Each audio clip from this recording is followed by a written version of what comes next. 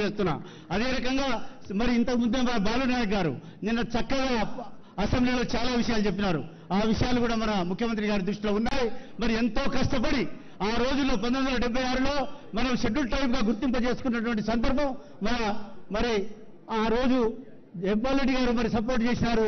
ఈ రోజు దాన్ని ఇంప్లిమెంట్ చేయడానికి 10% రిజర్వేషన్ పెంచడానికి కూడా వారు పార్లమెంట్ మెంబర్గా ఉన్నప్పుడు ఆ ఇష్యూ ఎక్కడ పెండింగ్ లో ఉందో ఆ ఫైల్ నుంచి కాగితం తీసుకొచ్చి నాకు ఇచ్చి నాయక్ సాబ్ నువ్వు పోట్లాడని చెప్పేసి దీని గురించి ఫైట్ చేయమంటే ఆ రోజు మేము కోర్టులో పెట్టి ఆ 10% రిజర్వేషన్లు సాధించినటువంటి ఘనత దాన్ని సమర్థించింది మన రేవంత్ రెడ్డి గారు. కాబట్టి వారికి మరొకసారి నేను ధన్యవాదాలు తెలియజేస్తున్నా.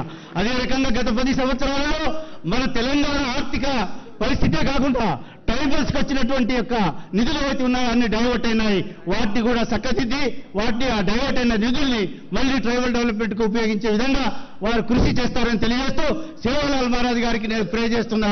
వీరమయాడి జగదంబకు ప్రే చేస్తున్నా.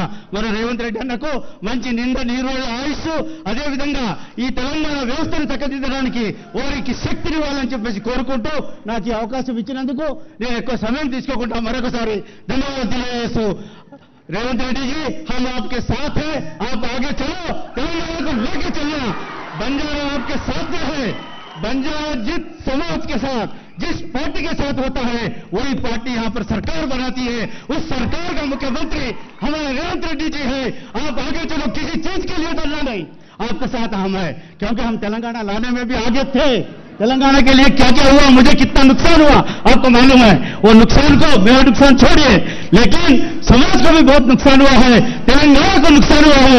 रेवंत रेड्डी जी आप सीधा कर सकते हैं, आप में वो शक्ति है, क्योंकि आपने जो मैं जब आप पीसीसी प्रेसिडेंट बने उस वक्त आ రోజు నేను చెప్పిన ఈ రోజు ఇక్కడ జరుగుతున్నటువంటి అకృత్యాలకి ఈ కేసీఆర్ కి సరైన మొదలు రేవంత్ రెడ్డి అని చెప్పాను ఆ రోజు. అదే నిజమైంది. ఈ రోజు కూడా మిమ్మల్ని ఎన్నో విధాలుగా కష్టాలు పెట్టాలని చూస్తున్నారు, కానీ బంజారాలు బియ్యంబడి ఉన్నారు. దయచేసి మా చిన్న కోరిక మంత్రివర్గంలో మరి మీరు ఎట్లా చేస్తారో నాకు తెలియదు, కానీ దయచేసి మీరు ఇక్కడ మా రాముల్ నాయక్ గారు కూడా చాలా కష్టపడుతున్నారు, మీ పక్కన మా ఎమ్మెల్యేలు ఉన్నారు, ఆ కోరిక తీరుస్తారని తెలియజేస్తూ సెలవు తీసుకుంటా. జై బంజారా, జై భారత్. గౌరవనీయులైన కోమటిరెడ్డి వెంకటరెడ్డి గారు, రోడ్లు భవనాల శాఖ మంత్రి.